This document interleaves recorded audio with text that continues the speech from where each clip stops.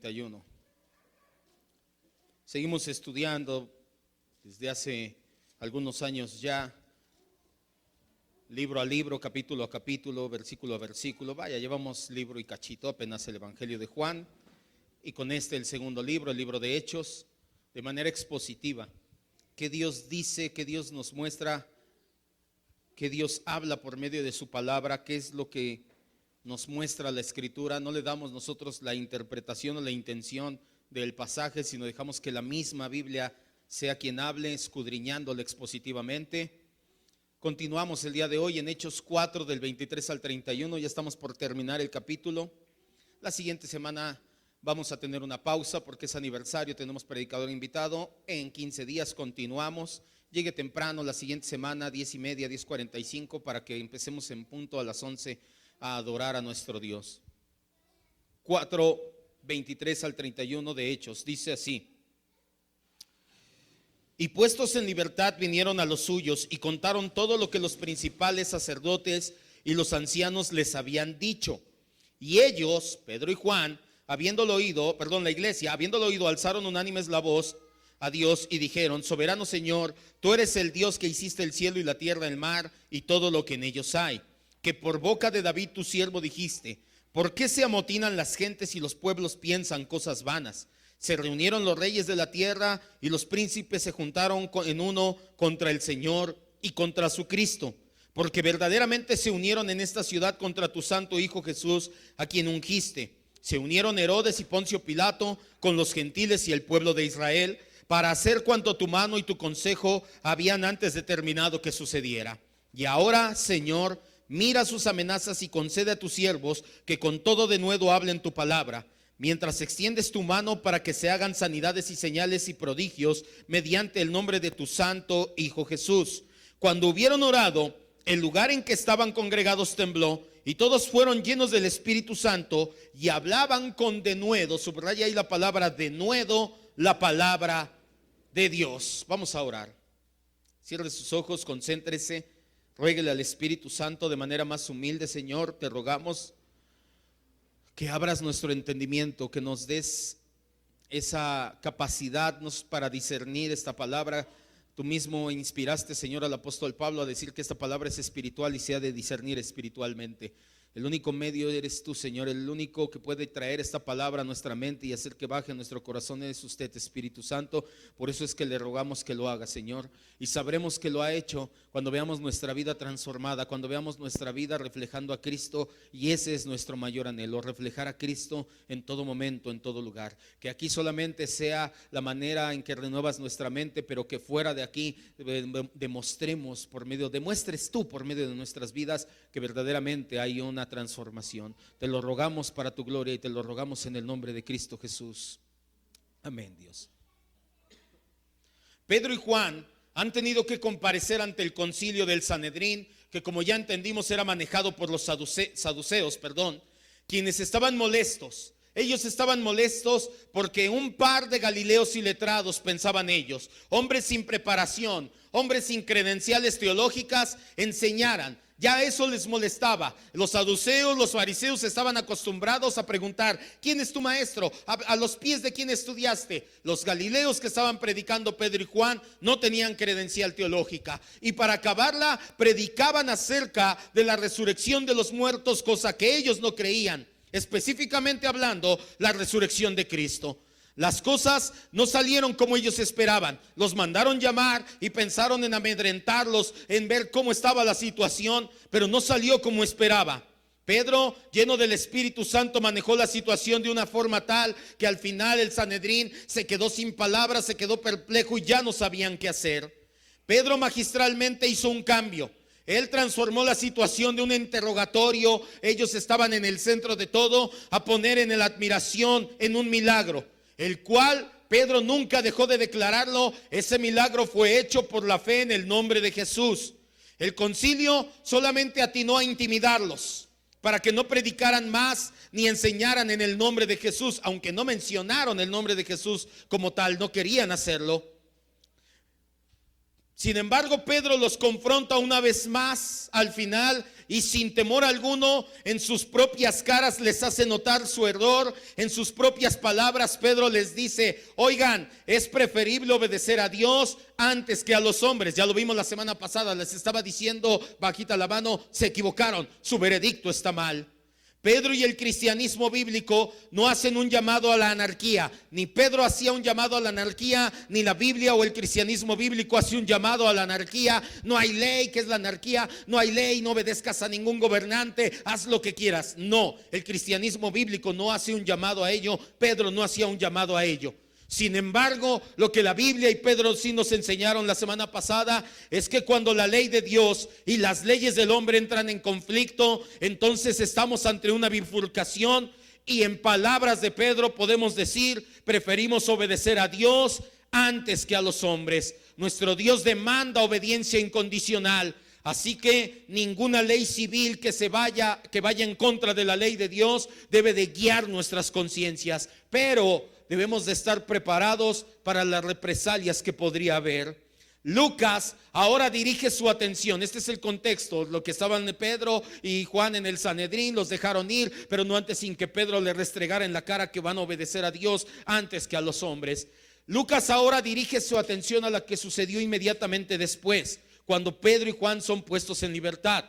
Aunque no escribió nada en el intermedio, nosotros podemos entender, lo más comprensible es que la iglesia estaba orando mientras ellos permanecían arrestados y en el juicio. Lo más probable, sin temor a equivocarme, puedo decirle que en cuanto supieron que fueron arrestados y que ya ve que pasaron la noche en la cárcel, la iglesia en la noche, si no literalmente toda la noche en vela, pero sí pasaron muchas horas orando, y al siguiente día se la pasaron orando mientras estaban arrestados y en el juicio.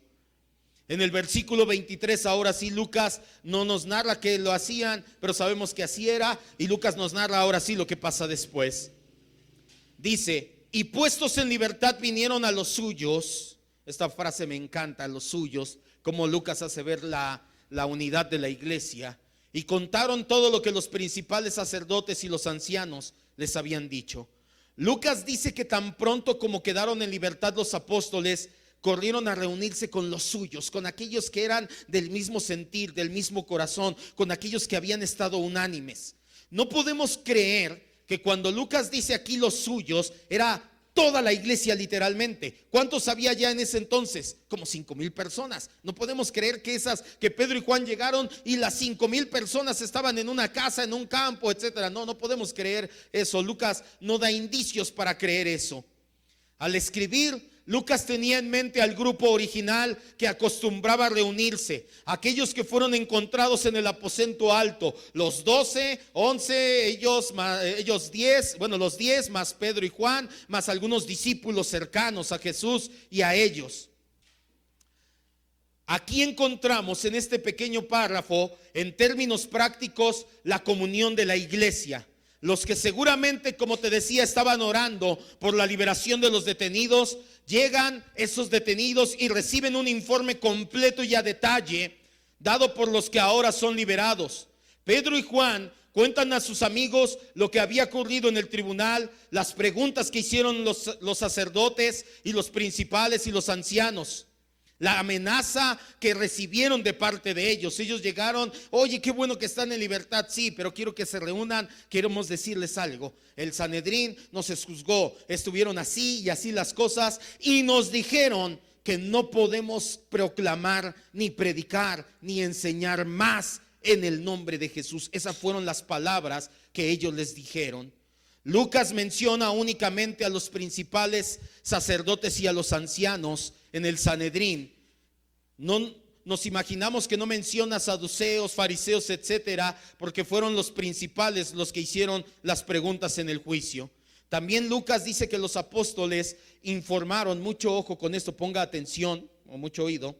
Ellos informaron acerca de las amenazas de los principales sacerdotes y de los ancianos pero no dicen nada de su defensa. Lea aquí nuevamente el texto, y Pedro y Juan no llegan y dijeron: no, ¿qué creen? El Espíritu Santo en ese entonces me dio palabra y no se imaginan, en ese momento los rebatí y empecé a citar los salmos y les dije: ustedes son así, ustedes lo crucificaron. No dicen nada absolutamente de su defensa. Ellos estaban más interesados en el veredicto, en que les dijeron: no pueden enseñar más en el nombre de Jesús. ¿Por qué le digo esto? ¿Por qué tiene que poner mucha atención? Porque esto fue el motivo de su oración. Los versículos que vamos a leer a continuación es la primera oración corporativa de la iglesia. Ya se reunían en el templo a orar. La oración en el templo como judíos era: llego al atrio, me quedo parado y estar en hebreo. Ahora no, ahora se reunieron, era cada uno individualmente. Ahora se reunieron como iglesia.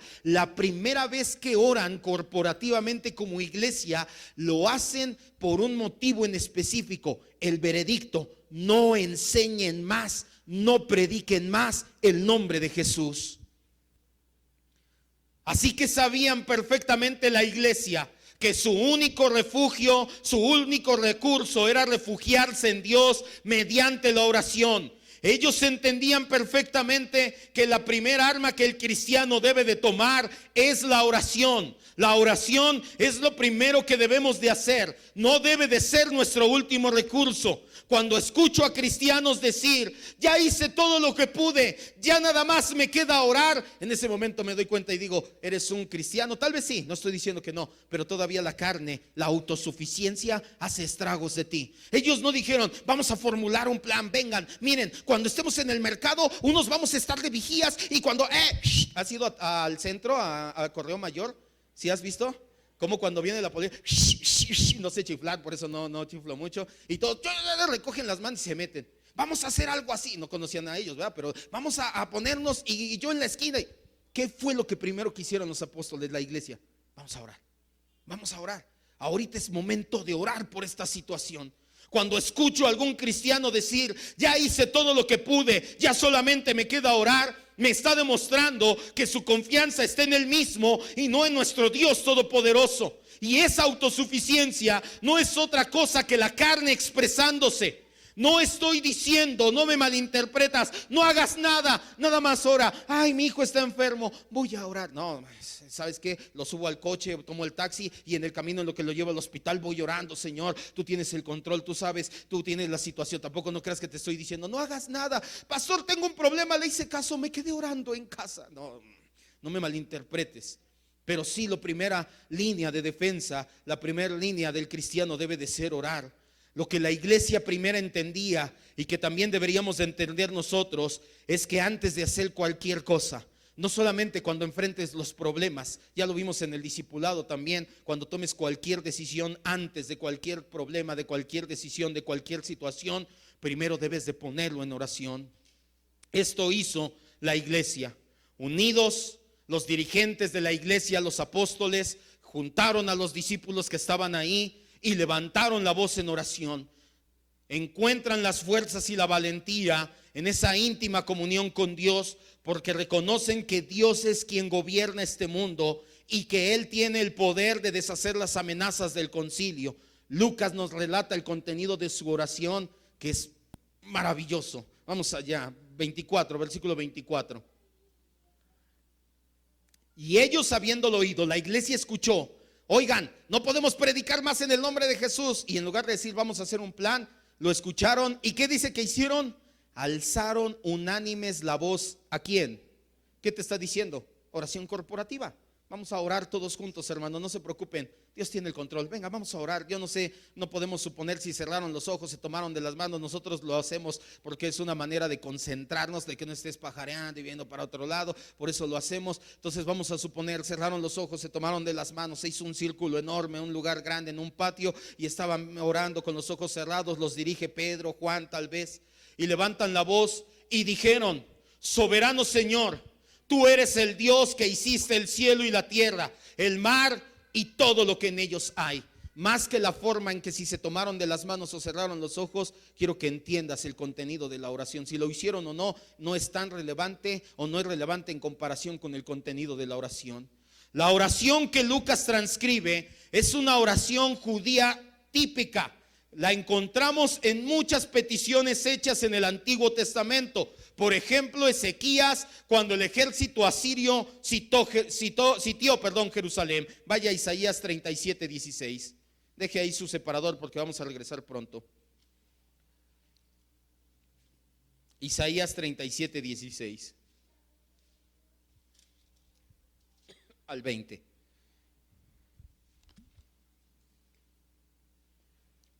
Pedro o Juan o el quien haya llevado la oración. Mucho ojo, eso sí, lo que tenemos que entender es que no estaban todos hablando al mismo tiempo, No estaban todos como locos gritando al mismo tiempo. No estaban berreando. Uno dirigía y los demás asentían en su corazón, asentían, amén, sí Señor, sí Señor, así es, tú tienes el control. Si no, no podemos imaginarnos. El apóstol Pablo lo aclara después, más adelante en 1 Corintios 14:40, cuando dice los dones, el funcionar en la iglesia, pero hágase todo decentemente y con orden. Entonces no estaban tirados, no estaban revolcándose, no estaban gritando, no, esas insanidades no estaban haciendo. Tampoco estaban declarando que, bueno, ahorita vamos para allá. Isaías 37:16 al 20.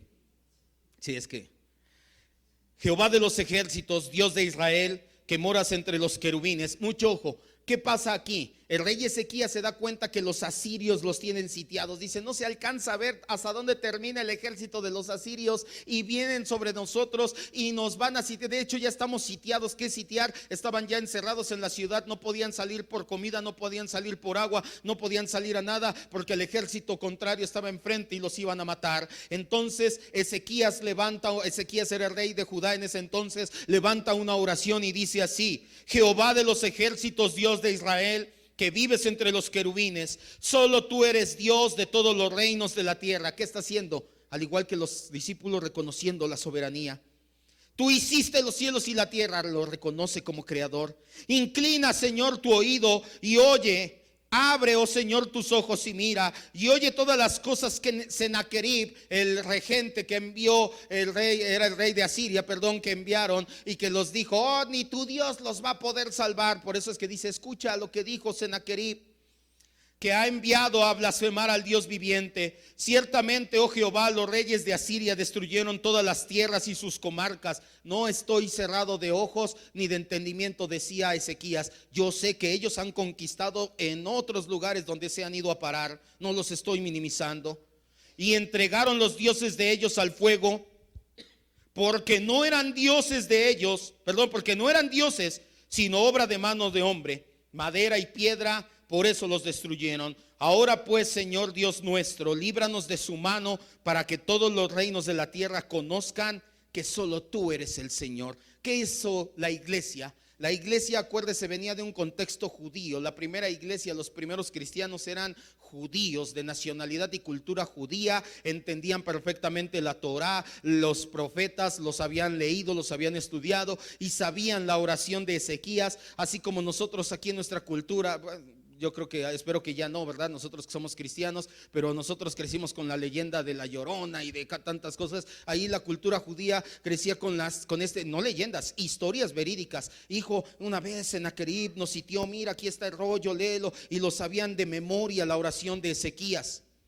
Los dirigentes de la iglesia de Jerusalén imitan este tipo de oraciones. Levantan la voz a su Dios y lo reconocen como soberano Señor. Reconocen que Él es quien gobierna todo lo que ha hecho. Reconocen que es creador del universo y que tiene control de todo el universo. ¿Qué estaban reconociendo? Oye, el Sanedrín nos prohibió predicar, pero yo descanso en tu soberanía, Señor.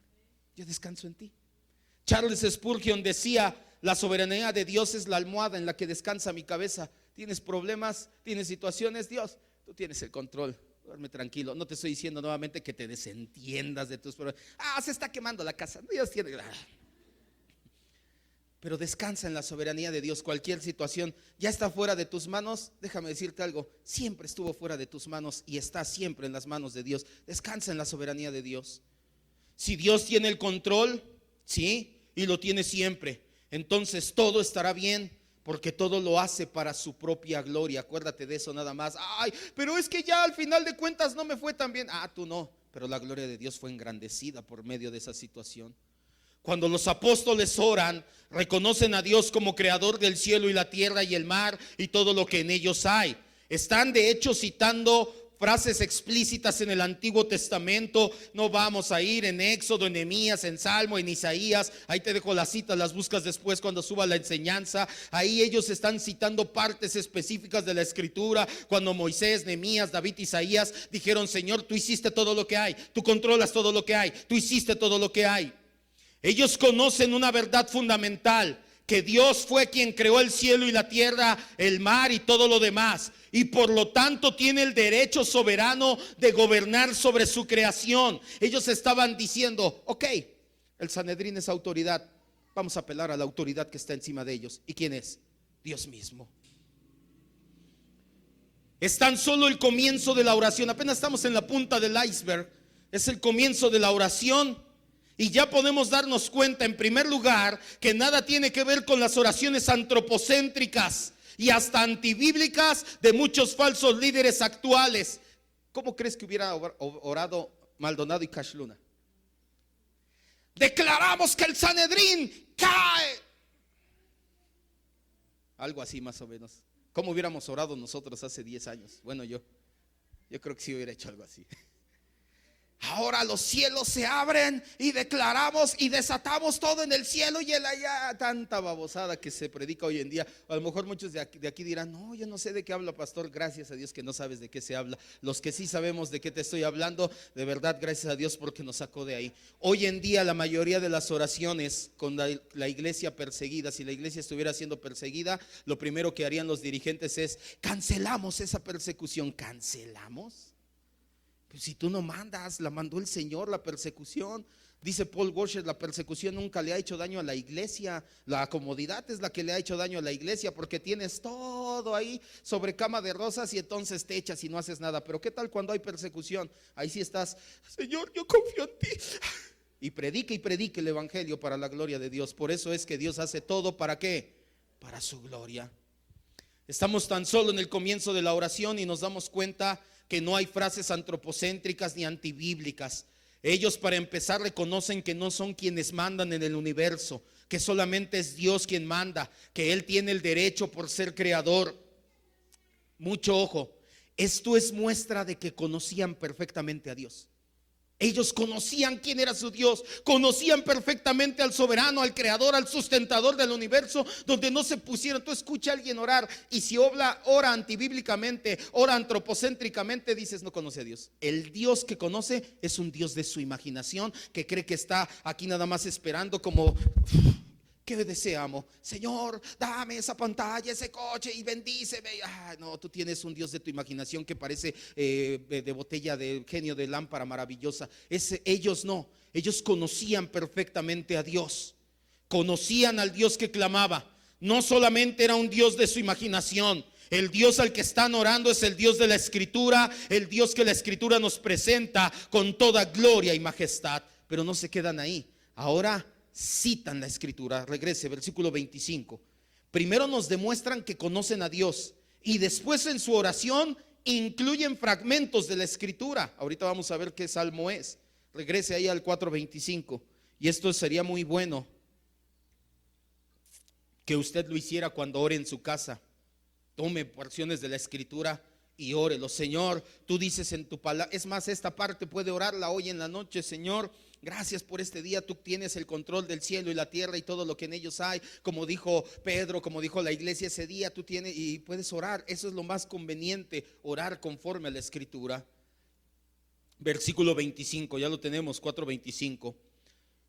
Porque por boca de David tu siervo, nuestro padre, de hecho ahorita vamos a ver, dijiste: ¿por qué se amotinan las gentes y los pueblos piensan cosas vanas? Ahora no solamente hablan del Dios que la Escritura presenta, ya están citando la Escritura en su oración corporativa. Recuerda, lo que estamos leyendo aquí, estas frases que estamos leyendo a partir del versículo 24, es la iglesia orando. Si no literalmente toda la iglesia en Jerusalén, sí una buena representación de esa iglesia.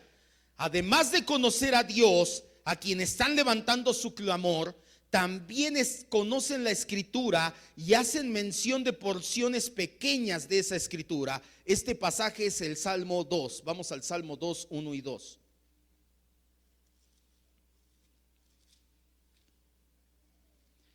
Antes de llegar al Salmo 2, quiero hacerle una pequeña cita textual.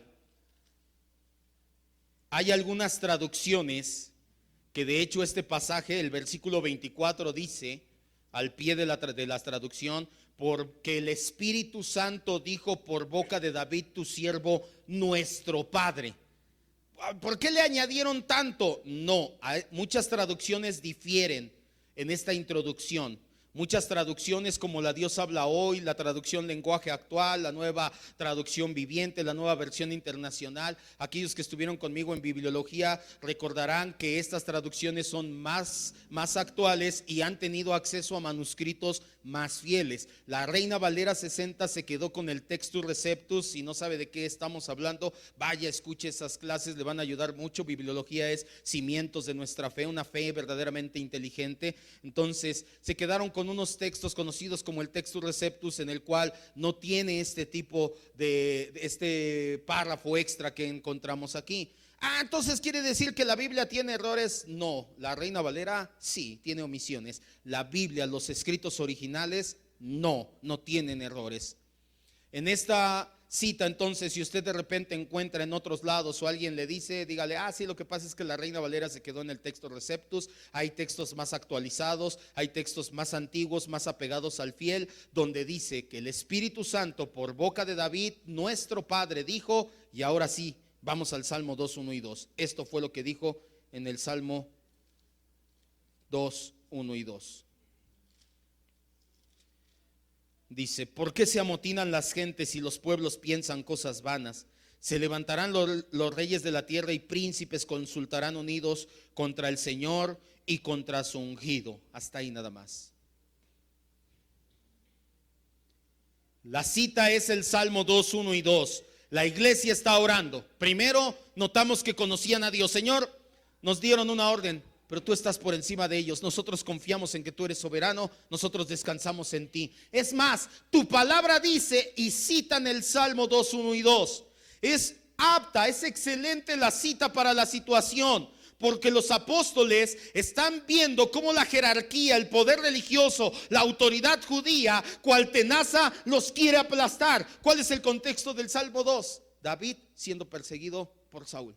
David, que está obedeciendo a Dios, está siendo perseguido ¿por quién? Por su autoridad. Y entonces, ¿qué hace la iglesia? Y dice, nosotros estamos ahorita como en esa situación. La autoridad que está encima de nosotros nos está persiguiendo. ¿Le parece casualidad que hayan citado el Salmo 2? Para nada, el Espíritu Santo los llevó a citar el Salmo 2. Al igual que el salmista, al igual que David, ellos preguntan, ¿por qué se amotinan? ¿Por qué se enfurecen las naciones? Pero conspiran en vano los pueblos. El texto, tú puedes decir, pastor, pero difiere un poquito aquí en el libro de Hechos que con el texto de Salmos. Lo que pasa, en cualquier versión la vas a encontrar así que difiere, que el texto en el libro de Hechos se basó en la Septuaginta. ¿Qué es la Septuaginta? 70 ancianos, unos 300 años antes de Cristo, tradujeron el Antiguo Testamento del hebreo al griego. Y la Septuaginta es la Biblia que utilizaban los apóstoles. Por eso es que difiere. La traducción es ¿por qué se enfurecen las naciones? Pero sobre todo ellos quieren hacer énfasis en la palabra vano. Conspiran en vano. ¿Por qué? Porque no importa cuánto conspiren y confabulen, ¿quién está en control de la situación? Dios. Por eso es que citan este salmo. Los enemigos de Dios creen que han vencido a la iglesia de Dios. Primero crucificaron a Jesús, ahora ponen en la cárcel a los apóstoles. Creen que lo hacen impunemente y aún así sus acciones son inútiles. Así como David soportó la persecución a manos de Saúl y experimentó al mismo tiempo el cuidado protector de Dios, así también los apóstoles saben que el Señor no los va a abandonar. 2 veces estuvo David frente a frente con Saúl para matarlo y cerca de morir también David. Y le pasó algo a David y Dios le dijo una promesa: te he ungido como rey. Y llegó a reinar De hecho ha sido uno, o fue, muchos judíos lo consideran el más grande rey de Israel. Aunque con Salomón se extendió el dominio y hubo mucho poderío económico, todos esos cimientos, 40 años de cimientos los puso David. Ellos entendían perfectamente otra promesa de Cristo. Mateo 28:20. Esta cita te la deberías de saber de memoria. ¿Qué dice Mateo 28:20? Y he aquí, yo estaré con ustedes, la última parte. Aquí da una patada. ¿No? ¿Es suyo? ¿No? ¿No es de nadie? No.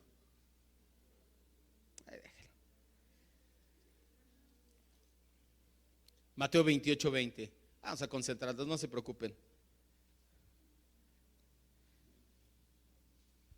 Los apóstoles entendían perfectamente que así como David fue protegido de Saúl a pesar de ser perseguido, así Dios iba a protegerlos completamente. Específicamente recordaban una promesa hecha por nuestro Señor Jesucristo.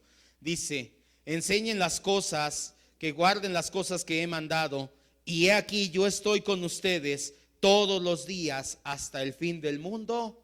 Amén. Se cumple nuevamente una promesa.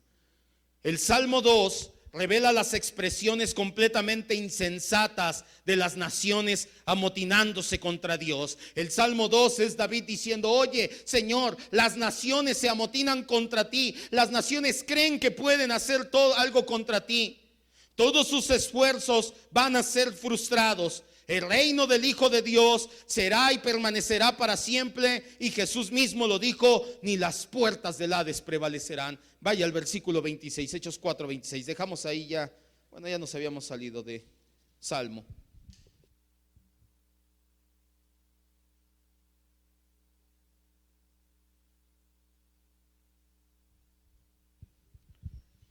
Continúan orando. Esta sigue siendo parte del Salmo 2. El versículo 26, ¿por qué varía? Porque los apóstoles se apoyaban en la Septuaginta. Se unieron los reyes de la tierra y los príncipes se juntaron en uno contra el Señor y contra su Cristo. Ellos entendían perfectamente, quiero que me vea y que levante su mirada y entienda también, que el Salmo 2 es un salmo mesiánico.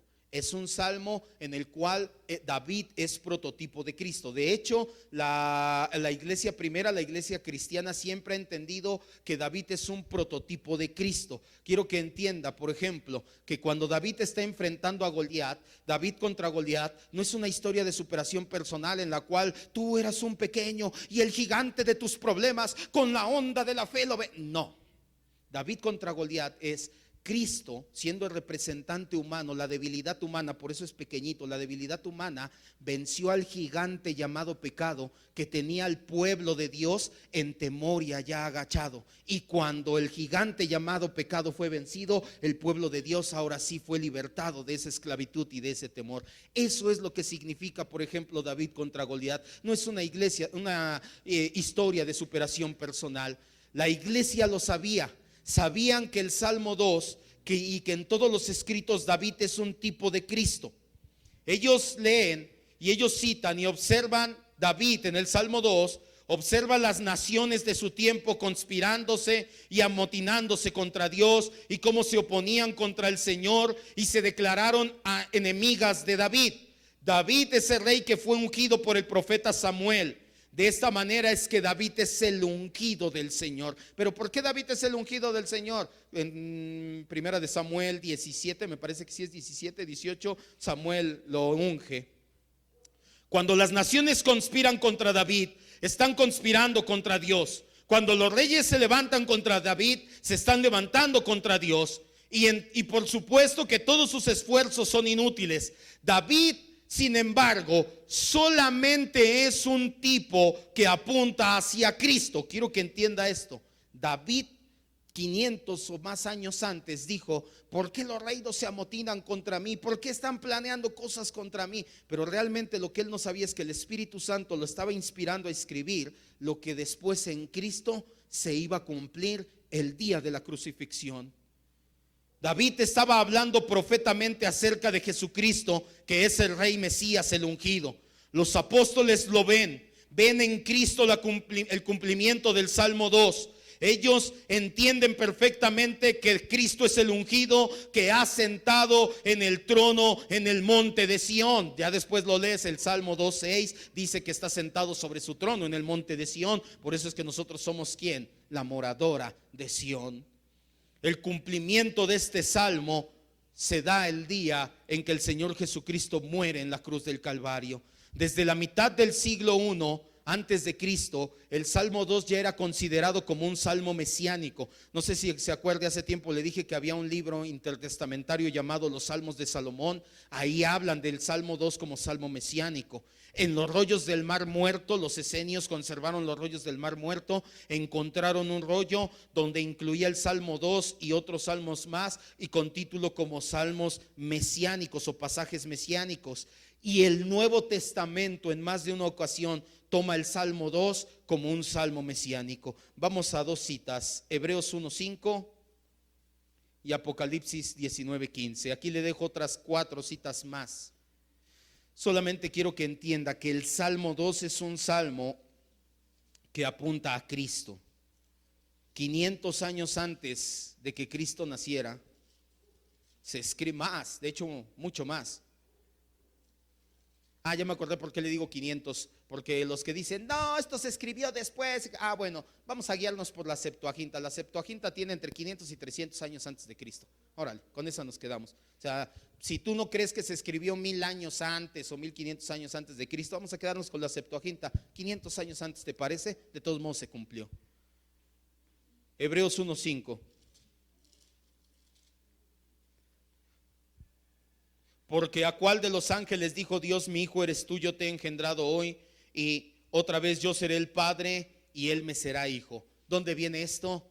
En el Salmo 2. Busque ahí en su conexión cruzada en la Biblia y lo va a llevar al Salmo 2. Apocalipsis 19:15. Solamente quiero que entienda que el Salmo 2 es un salmo que habla de Cristo antes de que Cristo naciera.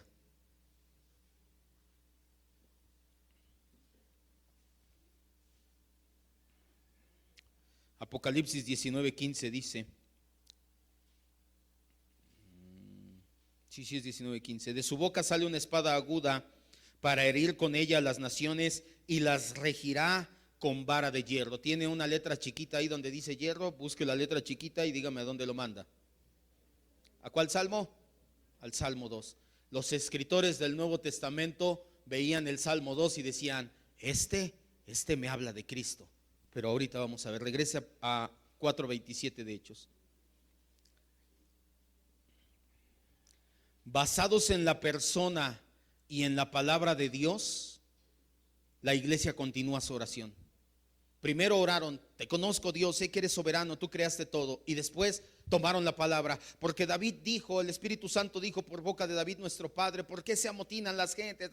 Y después juntan todo eso y lo aplican en su oración de una manera maravillosa. Versículo 27.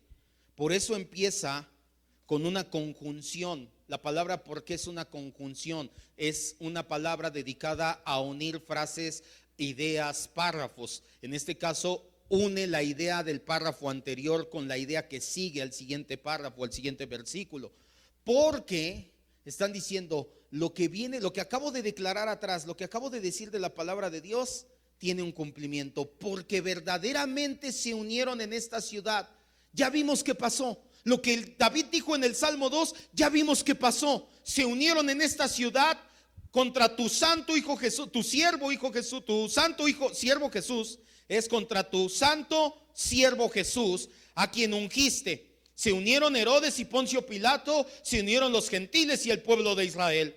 Los apóstoles le dan una interpretación básica, pero perfectamente cimentada a la cita del Salmo 2. Ellos ven el cumplimiento perfecto en la vida de Jesús. Específicamente lo ven en el día de su crucifixión. Ellos cuando dicen los gentiles se unieron, están hablando acerca qué había ese día en Jerusalén cuando Jesús murió. Una fiesta. ¿Cuál fiesta? De la Pascua. Y había gente de todo el mundo. Gentiles convertidos al judaísmo que iban a adorar, y todos esos gritaron ese día a Barrabás o a Jesús. ¿Y qué gritaron? Y de Jesús, ¿qué decían? Crucifícale, se unieron los gentiles. Los pueblos conspiraron en vano. ¿Cuáles pueblos? Los pueblos gentiles y el pueblo de Israel. Los reyes y gobernantes. ¿Cuáles reyes y gobernantes? Herodes y Poncio Pilato. De la tierra. Es que no fue de toda la tierra. No, pero estamos haciendo una reducción de esta ciudad. ¿En contra de quién se unió el pueblo de Israel? Los gentiles, Herodes y Pilato. ¿En contra de quién? De Cristo Jesús, que quien es el Santo Hijo de Dios. De hecho, los primeros cristianos saben perfectamente que el Salmo 2 se cumplió en la vida de Jesús. Cualquiera que estuvo ese día presente en Jerusalén, cualquiera que escuchó acerca del juicio y la muerte de Jesús, podía atestiguarlo. No era un secreto, era algo que todo mundo sabía.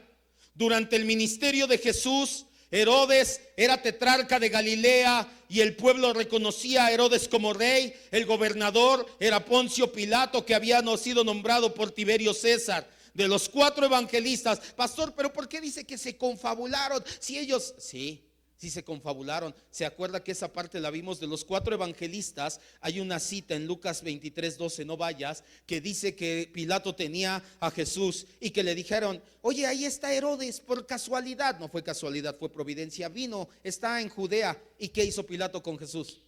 Mándalo para allá. Y que llega Jesús y que decía a Herodes: ahorita lo voy a ver, que haga un milagro, ahorita que haga algo. ¿Y qué hizo Jesús? Ni siquiera le dirigió la palabra. ¿Y qué hizo Pilato? Que Herodes no regresó con Pilato. ¿Y qué dice en el versículo, no vayas, 23:12 de Lucas?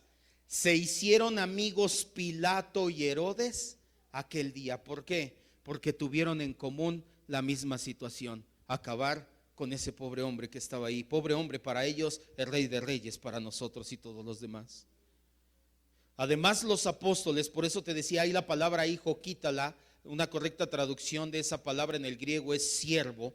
Ellos dicen: contra tu siervo Jesús, porque están hablando del siervo sufriente del Señor. Ya lo vimos hace un par de semanas en Isaías 52 y 53, habla del siervo sufriente de Jesús.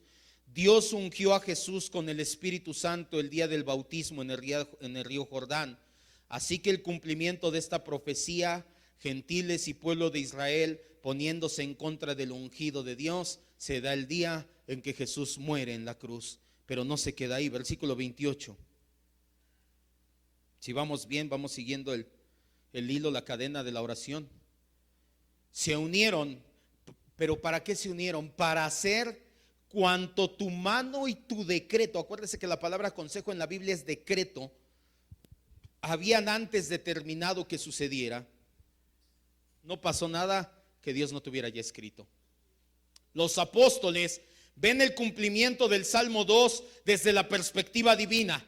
Ellos entendían perfectamente que Dios predestinó con su mano y propósito la acción que tomó el pueblo, que tomó Pilato, que tomó Herodes, que tomó todo mundo ese día. Ellos repiten la observación hecha por Pedro. El día de su discurso en Pentecostés, Pedro dice: a Jesús entregado por el determinado y anticipado conocimiento de Dios. Los apóstoles están aquí, la iglesia está reafirmando la doctrina del decreto de Dios en la predestinación. Ellos lo que hacen específicamente en sus oraciones es decir: Señor, todo esto que pasó, tú ya lo tenías predestinado. Esta es la única ocasión fuera de los escritos de Pablo que encontramos la palabra proorizo. Cuando tú lees aquí determinado, es proorizo. ¿Sabes qué significa la palabra proorizo en el griego? ¿Cómo la traducen en los escritos de Pablo? Predestinación. Todo lo que tú ya tenías predestinado de antemano. Cuando predestinó el Señor que Dios Padre, que el Señor Jesucristo fuera crucificado antes de que el mundo fuera creado. Primera de Pedro 1, 19 y 20.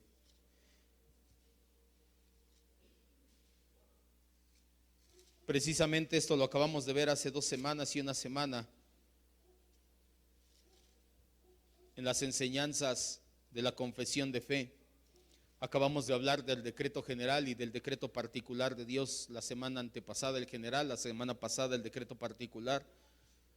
Y habla acerca precisamente de esto. El decreto es la voluntad establecida de Dios Desde antes de que el tiempo y la creación fuera hecha, Dios ya tenía en su mente escrito y predestinado todo lo que iba a pasar en general en toda la creación y en lo particular con los hechos redentores, hablando de la encarnación, hablando de la muerte de Cristo, hablando de tu vida y mi vida a los pies de Cristo. Ya Dios lo tenía todo predestinado. ¿Desde cuándo predestinó que Cristo muriera en la cruz? Cuando Adán cayó. No. No, fue un poco más acá. Cuando vio que ya lo tenía Herodes, dijo, no, mejor vamos a cambiar la historia. No. Primera de Pedro 1, 19 y 20. Dice, sino que somos limpiados, es el contexto, con la sangre preciosa de Cristo, sangre como de un cordero sin mancha y sin contaminación, ya destinado ¿desde cuándo? Desde antes de que el mundo fuera creado, pero manifestado ahora en estos tiempos, dice Pedro, para nuestra salvación. No somos reduccionistas, ya lo hemos entendido. Sabemos que Dios no forzó a los adversarios de Jesús a involucrarse en estos actos de violencia en contra de su voluntad. La evidencia muestra que ellos son completamente responsables. Pobre Herodes, pobre Pilato, pobre del pueblo, no pudieron hacer otra cosa, estaba predestinado. No es verdad, eso es reduccionismo. Ya lo vimos, son dos carriles, son dos rieles para hacer la vía llamada decreto de Dios. La soberanía de Dios, predestinación, y la responsabilidad del ser humano. Dios les permitió conspirar contra Cristo y de esta manera lograr la salvación de su pueblo. La iglesia continúa orando. Regrese al 4, 29 y 30. Ya vamos a terminar, ya se viene lo bueno. Por si no era suficiente lo que estamos viendo, se pone mejor.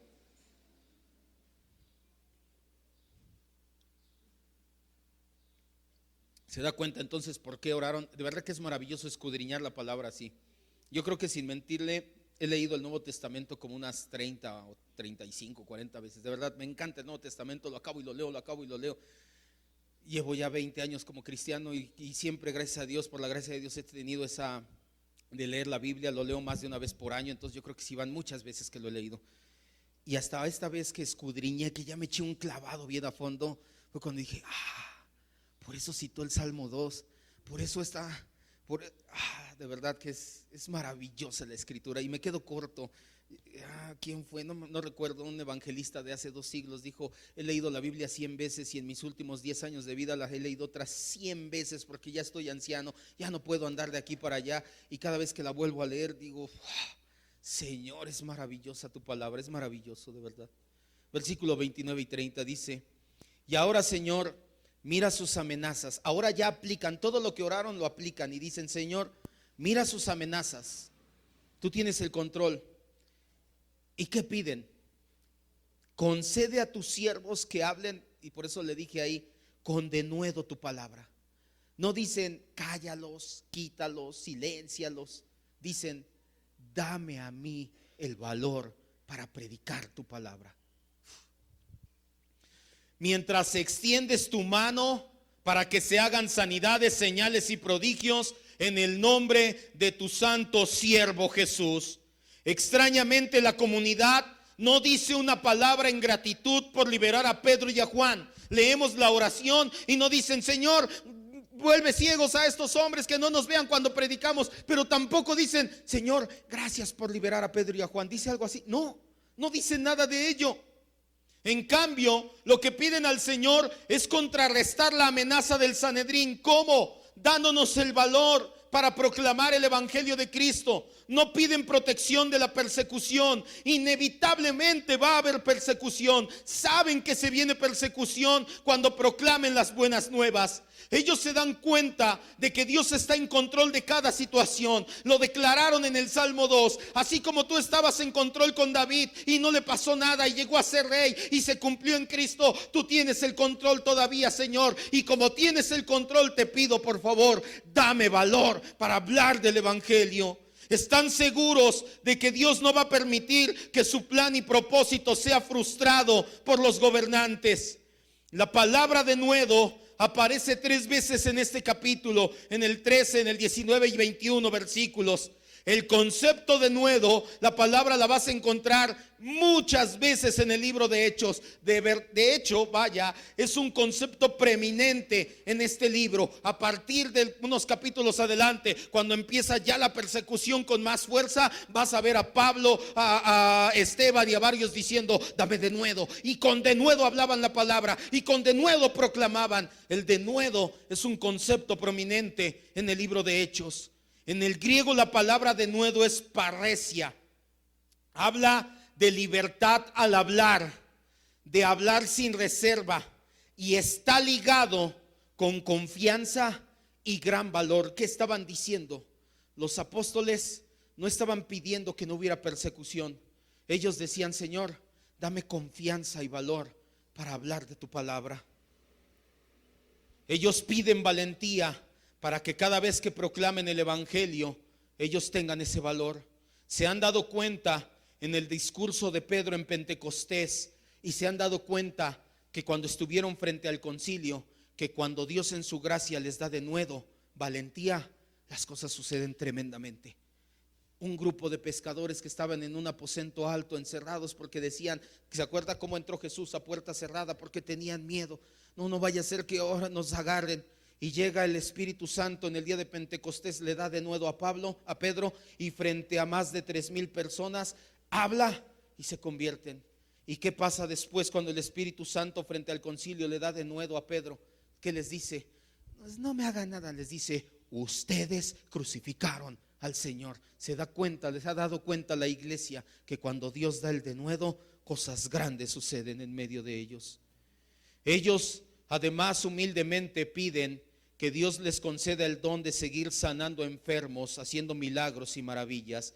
Esta petición ya no es una petición para nosotros. Ya no es necesario que tú pidas eso: pastor, entonces yo voy a orar, Señor, dame sanidades. Aquí ellos oraron, yo también. No, tienes que entender algo. Primero, ¿por qué los habían llevado frente al concilio? Porque habían hecho un ¿qué? Un milagro. Y se acuerda que le dije la semana pasada, curiosamente no les dijeron: no hagas más milagros. Por eso es que ellos dijeron: Señor, ya vimos que los milagros es tu sello. Danos por favor ese poder de obrar milagros y sanidades para que la gente siga creyendo. ¿Por qué nosotros no lo tenemos que pedir? Porque esto fue para la etapa de fundación de la iglesia. La iglesia lleva más de 1900 años bien establecida. No se ha movido ese cimiento. Aquí está ese cimiento. Tú lo único que tienes que pedir es denuedo para hablar la palabra de Dios. Los milagros, si Él quiere hacerlos, los hará. Y si no, el milagro más grande, ya lo entendimos, es venir a los pies de Cristo. No tienes ya necesidad, con Cristo nos basta y nos sobra. Los apóstoles, sin embargo, ruegan a Dios que les permita sanar a los afligidos. Les piden a nuestro Dios que les dé el poder para que cuando extiendan su mano y toquen a los enfermos sean sanados. Es Dios, al fin y al cabo, y no los hombres, quien fue realizando los milagros. Milagros y maravillas son las señales que confirmaron la predicación de las buenas noticias. Estos ocurrieron en el nombre de Jesús y ayudaron a que su nombre fuera proclamado. Así los adversarios no podrían negar más, no podrían hablar, podrían decirle: cállate del nombre de Jesús, pero el milagro no lo puedo negar, ahí está. Ellos terminaron su oración de la mejor manera posible. Ahí mismo en el versículo 20, en el versículo 30, al final: mediante el nombre de tu santo siervo. Aquí nuevamente siervo Jesús. ¿Por qué terminan su oración así? Porque estaban reconociendo y diciendo: Señor, esto que te estamos pidiendo no lo merecemos, pero ya hubo uno que pagó como siervo sufriente en la cruz en nuestro lugar. En nombre de ese uno, de Jesucristo, te pedimos que nos concedas todo esto que te estamos pidiendo. Lucas termina narrándonos lo que sucedió al final de la oración, versículo 31, terminamos ya. Ángel, ayúdame. Cuando hubieron orado, el lugar donde estaban congregados tembló y todos fueron llenos del Espíritu Santo y hablaban ¿con qué? Con denuedo la palabra de Dios.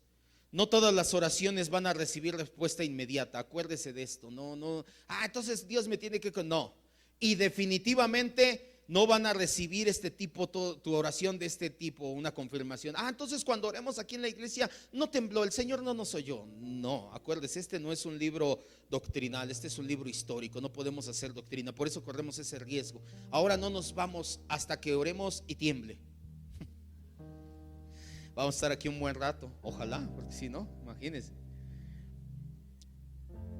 En este caso, específicamente en este caso, Dios fortalece la fe de la iglesia y les da una indicación de que los escuchó. La indicación de sacudir el lugar donde están reunidos también era una señal que apuntaba a lo que seguía. Era una señal diciendo: hey, así como sacudí este lugar, ustedes van a sacudir el mundo. Y lo vamos a ver más adelante cuando Pablo es arrestado y dice: estos que trastornan el mundo han llegado hasta acá. Ellos recibieron el poder, el denuedo para hablar con valor la palabra e ir a sacudir el mundo como fue sacudido ese lugar donde estaban. Hay quienes creen que este es un segundo Pentecostés y que por eso puede haber más Pentecostés. En primer lugar, no es libro doctrinal. En segundo lugar, aunque sí el Espíritu Santo sopló también en esta oración, o llegó en esta oración, se manifestó, mejor dicho, no es para nada lo mismo. En Pentecostés llegó como un soplo. Aquí lo que hace el Señor es que tiembla el lugar. En Pentecostés se ve la señal externa, lenguas de fuego. Aquí no se ve nada. En Pentecostés empiezan a hablar idiomas, partos, medas, elamitas. Aquí lo que les da es el poder interior para predicar el evangelio. Entonces no es otro Pentecostés. Van paralelos, tienen cierto parecido, pero no tiene nada que ver uno con el otro. Cierra tus ojos, vamos a terminar ya.